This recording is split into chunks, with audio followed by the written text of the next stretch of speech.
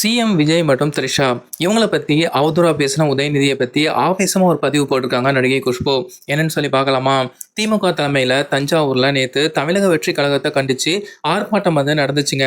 இதுல பேசிய உதயநிதி அவர்கள் முதல்வர் விஜய் மற்றும் த்ரிஷா அவர்களை தொடர்பு படுத்துற மாதிரி இரட்டை அர்த்தத்துல பேசின விஷயம்தான் பெரும் சர்ச்சைக்குள்ளாகி இருக்குது.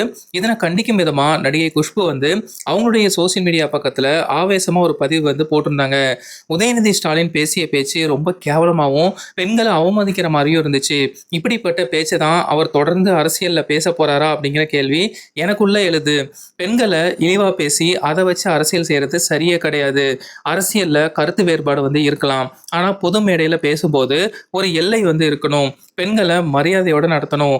அரசியல் ரீதியா ஏத்து பேச முடியாதப்போ தனிப்பட்ட முறையில தாக்கி பேசுறது எளிதான வழி ஆகிடுமா? உதயநிதியும் அவருடைய அப்பா ஸ்டாலினும் நிறைய சர்ச்சைகளை சந்திச்சிருக்காங்க. ஆனா அது பொது வாழ்க்கையில முன்னுதாரணமா இருக்கக்கூடாது. நடிகை த்ரிஷாவை அவதூறா பேசினதுக்காக பொது வெளியில உதயநிதி மன்னிப்பு கேட்கணும். தன்னுடைய தவறை ஒத்துக்கிட்டு மன்னிப்பு கேட்க அவருக்கு தைரியம் இருக்கான்னு பார்ப்போம் அப்படிங்கிற மாதிரி சொல்லியிருந்தாங்க. இந்த ஒரு பதிவு இப்போ சோசியல் மீடியாவில் செம ட்ரெண்டிங்காக போயிட்டு இருக்கு. இந்த மாதிரியான அப்டேட்டுக்கு சினிமா டாக்கிஸை சப்ஸ்கிரைப் பண்ணிக்கோங்க.